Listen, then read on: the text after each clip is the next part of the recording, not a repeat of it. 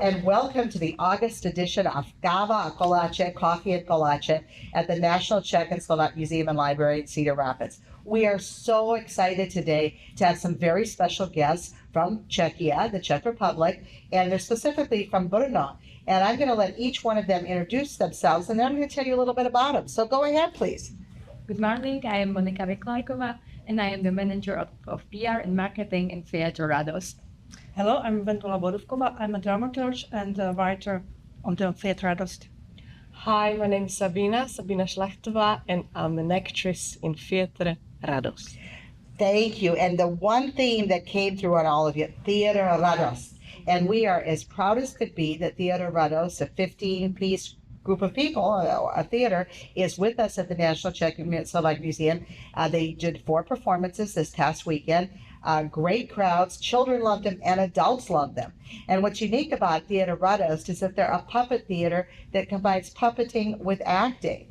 And they are from Brno, and Radost Theater is quite an institution in Brno, so I invite you when you're there to go visit them. But what's interesting about Radost Theater is that they really do appeal to children and they appeal to adults. And they are the oldest theater in Moravia, puppet theater, and the largest, and one of the largest even in the Czech Republic. But in Moravia, they are the largest and they are also the oldest. And it is quite an institution. They employ over 60 people, and it's something to see. And we are so pleased to have them at the National Czech and Slovak Museum and Library on their U.S. tour. From here, they go to Wilbur, Nebraska, then to Kansas City, then to Yukon, Oklahoma, and then they end up in Texas, at Temple, Texas, and then they fly to Atlanta. So welcome, vítame. Thank you. Děkujem. So maybe we could start with our beautiful Moravian princess here. And Monica is the head of PR for the theater, and she is wearing one of the pieces that combines our traditional folklore, but it's used in the theater context as a costume, but it really is our folklore. Do you want to tell us about that? Yeah, of course. So this is a bit of folklore dress we wear in Czech Republic, but every region has its own folklore dress. So for our play, we wanted to take a piece of everything and put together something unspecific and not so everyone can identify with it. So there are a few folklore pieces, but the dress, it's not as original and traditional, but it depicts and it's inspired by our folklore wear. So there, can I stand? Please stand up, please. So there is this huge skirt. You can throw it. Yeah. And there's this amazing headpiece made of flowers and some ribbons. And the ribbons, they're very traditional. Yeah. We call this chepec in Czech, Mm-hmm. in Czech language. Yeah. And that's only for a single woman to wear the flowers, right? Of course. Okay, very good. So that's about the dress. And the sleeves of the blouse are beautiful, and the vest all handmade. And I did see the play. The play is a very inspiring play called Buffalo Bill, but it talks about immigration and about freedom, and it talks about the story of immigrants to America. I was crying. Crying when I saw it. It's very powerful. It's very powerful. And that piece of work that you have is in the Buffalo Bill. Buffalo Bill did make a trip to Moravia, correct? Yes. And so And that was the reason why we chose this topic, because I wanted to make something which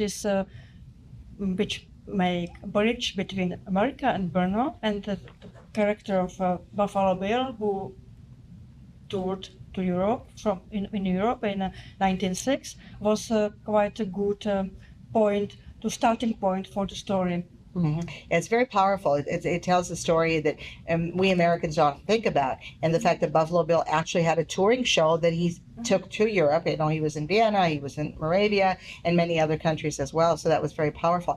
And you have with you a friend. They did 2 performances of Buffalo Bill and 2 performances of the Billy Goat. Mm-hmm. Yes. And so, do you want to talk about your friend that you have behind you? Okay, So, Wendy, who is she? it's Blanche. Yeah. It's a small baby goat from this fairy tale, and yes, we made a translation to English from this Czech because in the Czech version it's on rhymes, and we also have to make it in rhymes in English for children because it's very nice language. Yeah. Hey. No, it was very powerful, and they were. But you had two of them in the play, so it was very, very nice. And both of you, before I know you're the master puppeteer, but I want to talk to you. So Rados is both an organization and it's a theatrical performance. Do you want to talk a little bit about the history of Rados and what they're trying to accomplish? Of course. So Rados Theater was founded in 1949 by a prominent director and teacher, Vladimir Matoshek, and it's great that we are here now because in October we are celebrating our 75th anniversary of the foundation of the Theater Rados. So we are very excited to do that in October. And also the theater building is quite big. It started as a one small building on other street than we are now, and then we bought another big building, and it underwent two reconstructions during the history of the theater. And now we have four building objects in our theater, and one of them is the studio where we make the costumes, the puppets, the sets. There's about 10 employees, and they made this dress, and they also made all of the puppets. Yeah. So total, it's big though, because like you said, you have the construction aspect of it, you have the acting aspect, and then you do a lot of the writing. Is that correct? So do you want to tell us a little bit of how you get your inspiration, what you do, because this is a full-time job and it's a full-time professional theater. So tell us, what do you do? We have to make performances for whole for every age of the children, because we have some baby theater for children from 3 months to 3 years. So it's something special, and we have some special space for this performance. It's called Ship, which is more intimate, and the children could play in this space. So it's a special stage. How to say? And also we have a lot of school trips for the theater. So we have to play for kindergartens, for schools. So the repertoire has to reflect these age categories. And then we would like to play also for adults and teenagers. So this another point of view how to think about the repertoire. And of course, we would like to portray current children or children in our times. So it's not enough just to play fairy tales from the past, from history, but also some actual topics, some contemporary topics. Such as? Yes. What would be some of those current topics that you would explain? Anxiety, self-identification. All these social problems which could children face. Social impact. It's not only about old archetypes. It's about their everyday life. Very good, excellent. And you are our puppeteer, and the puppets are all made at Rados. And this is my favorite one. Yeah. This is Mr. Rat. But he is so beautiful. You want to kiss this rat. He is so cute. And the detail that you can see of the hands and everything. And of course, he can move around, and he's amazing. And this is all made there. And so do you want to talk about the puppets and maybe give us, this I know is from Buffalo Bill, and we already saw the Billy Goat. Tell us a little bit about these wonderful, they're so real and they're magical. So do you want to tell us about them? Sure, thank you. So we have quite a few types of the puppets. This one would be a marionette, right? This one would be used. This is used in Buffalo Bill. This is a character called Lulu. It's a Lulubelle. She's a cowgirl, and she even is a dancer of a can-can. As you can see, she has just 4 strings, and she's quite big and quite heavy. Okay, so the detail the work with this certain marionette is not that detailed, as I will show you with another marionette, which would be from our favorite Hansel. Oh, I love it. Right? He is beautiful. So as you can see, the difference in size is quite huge, and this one is pretty detailed. It's very soft and very So smaller the puppet, the harder the work. That's what I would say. Okay? Because what you want to do, you want to feel the weight of the puppet in your hand. So the puppet can stand. That's where you want to start as a puppeteer. Then you can try something like breathing maybe. So you find another movement. It's a very small movement which you want to make, and then after that you can maybe make a walk with it, okay? Then he can have a sit, or he can say, hi, hello, how are you guys? So I'll have a seat. Yeah. Okay, so now he's sitting and he can even lie down.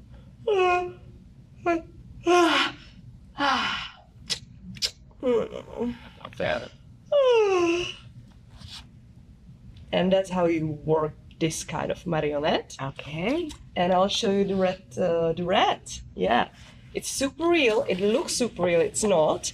And sometimes we confuse our audience with it. Okay, because when you play with them on a big stage, the It's quite like distance. the distance from the stage to the first row of audience is like few meters. So sometimes we confuse them with these puppets and like, did you train rats, or how did you do it? Like, we did not. It's a real puppet. So as you can see, this is an object, okay? That's not a marionette. It's not a javaika as this one. It's an object puppet, and you can make it look super real, okay? But he's very well behaved. What? Oh, cheeky. Okay. You go to sleep now. And it's from performance Ratcatcher or Exactly. the Piper of Hammond. Yeah. And the director of this performance is some American director, because we also cooperate with and collaborate with foreign actors of now artists. Sorry. Well, this is so amazing, and to know that puppeteering has such different facets to it. It's just not a marionette, or it's just not a hand puppet. Exactly. It's all these different phases. And because what's the philosophy that you have to combine puppets with acting? You do that so uniquely. So what's the philosophy behind that? I think there are two universes, and we would like to depict them both.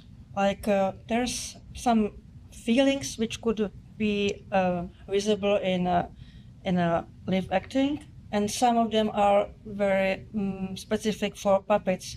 So the combination is something magical, because you could also play only with the actors, but I think with puppets there is some under the layers of reality. Okay. Yeah. There's So a fantasy and imagination. Probably. So what we do, we don't pretend that actors are not on the stage. We work as actors, and we also work as puppeteers. So the layers, as Wendy mentioned, that's what you see, and that's what makes it like bigger. That's what makes it more real. That's what you interpret what you see through the puppets and through the actors also. So there is a like bigger chance to be more connected, maybe. Yeah. That's so interesting. And the fact that the audience, because I've seen both your productions here, is really engaged as a result of that. They really get engaged. And it Buffalo Bill in particular had a real deep meaning. There was a lot of stuff going on there. Immigration, struggles, discrimination. There was a lot of stuff going on there.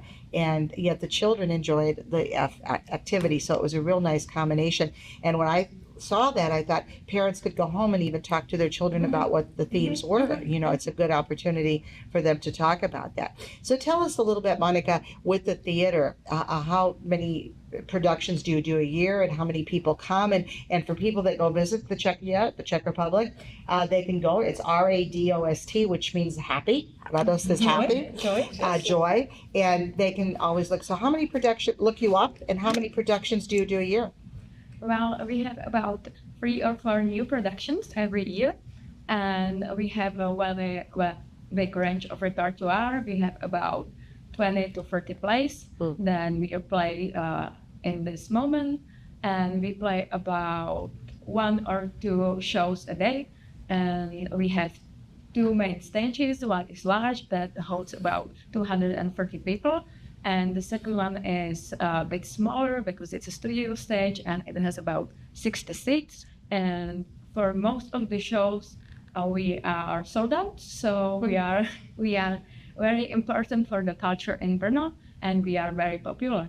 And we also do some of the plays only intended for schools, so the teachers can show their pupils the amazing and beautiful culture we do in Brno and what we can do with the puppets and our actors. And I just wanted to add to my colleagues that I think another important topic in our theater is the dichotomy between the dead object and the live actor, because we in everyday life we are there are many like objects around us and we can drown in it, and it's great to realize the power of the live energy, and you can see that when you took the red and it's a dead object. Yeah, the animate Yeah, object animated. becomes Yeah, it Becomes alive. Yes. Yeah, exactly.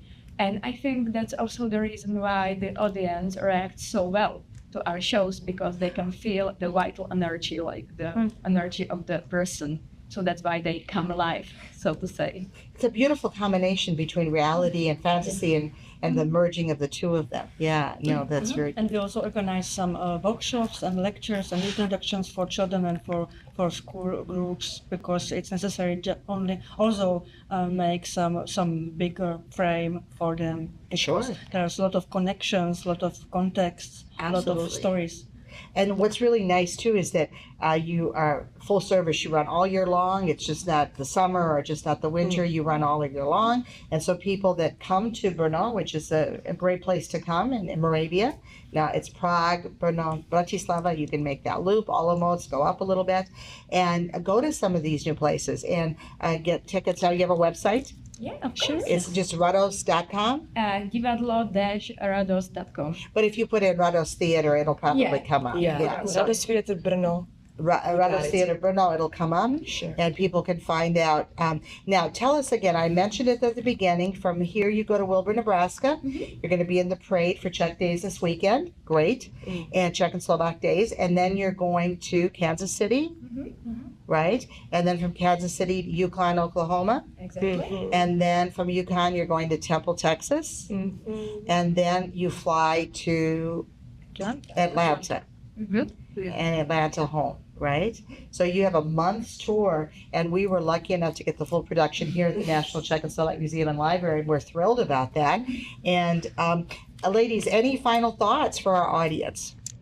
I could say that for me, this trip or this tour is important also because I'm preparing some performance about 1950, about Milada Horákova's daughter and husband, and also about immigration. It's something like documentary theater, and I would like to meet people and speak with them about their own stories, as I did in Chicago Masaryk School. So for me, it's something like research for Very the good. performance.